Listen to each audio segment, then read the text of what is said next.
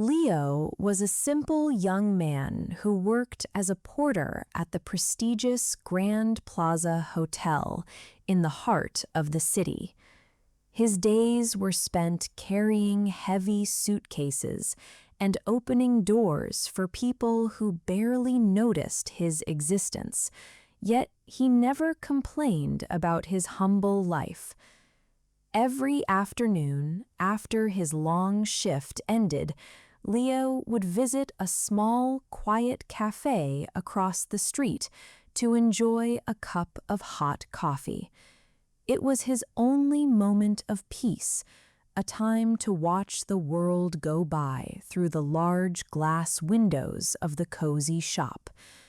One Tuesday, he noticed a girl sitting alone by the window, her presence casting a mysterious aura over the room. She had dark, wavy hair and the most piercing green eyes Leo had ever seen, eyes that seemed to hold a deep, unspoken sadness within them.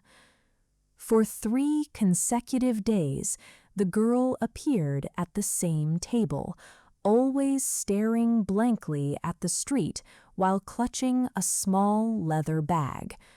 Leo found himself drawn to her mystery, his heart filled with a strange desire to know the story behind those emerald eyes. Finally, Leo gathered his courage and approached her table, introducing himself with a shy smile. The girl looked up, her expression guarded but beautiful. She introduced herself as Elena and told him she came to the cafe every day to find a moment of stillness. As they spoke, Leo noticed Elena's hands were trembling, and she looked as though she had been crying for hours. He asked her what was wrong, and Elena took a deep breath, her green eyes shimmering with tears as she prepared to tell her tragic tale. She claimed that her cruel stepfather was staying at the Grand Plaza Hotel and was holding her precious sketchbooks hostage. "I am an artist, Leo," she whispered.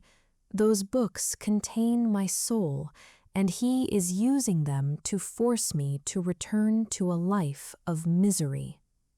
Leo, moved by her beauty and her apparent pain, felt a protective instinct rise within him. He couldn't stand the thought of such a talented girl being bullied. He told her he worked at the hotel and offered to sneak into the room to retrieve them. Elena gave him the room number 724 and thanked him with a smile that made Leo feel like a hero. He didn't realize that behind that beautiful smile lay a cold, calculated plan to use his kindness for a crime he couldn't even imagine yet. The next morning, Leo waited until the occupant of room 724 left for breakfast. Heart racing, he used his master key to slip inside. He searched the room frantically until he found 2 leather-bound sketchbooks sitting on the nightstand, filled with breathtaking charcoal drawings. He grabbed the books and hurried out, narrowly avoiding a hotel cleaner in the hallway. That afternoon, he met Elena at the cafe and handed her the sketchbooks. She was overjoyed, hugging the books to her chest as if they were made of pure diamonds.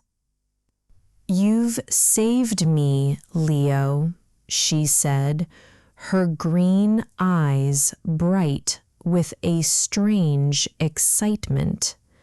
She told him she had to leave immediately, but promised to meet him again the next day.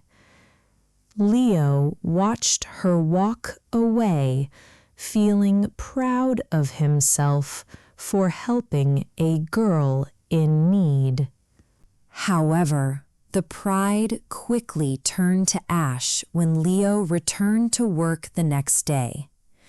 The hotel was buzzing with police officers and security guards. His friend, a security officer, told him that a famous artist named Marcus Vane had been robbed of his priceless sketches. Leo's blood ran cold when he learned that Marcus Vane was the man staying in room 724. There was no cruel stepmother. Elena had lied about everything. She had used Leo to steal artwork worth thousands of dollars, leaving him to face the consequences alone. The hotel cameras had captured Leo entering and leaving the room, and now he was the prime suspect in a major theft.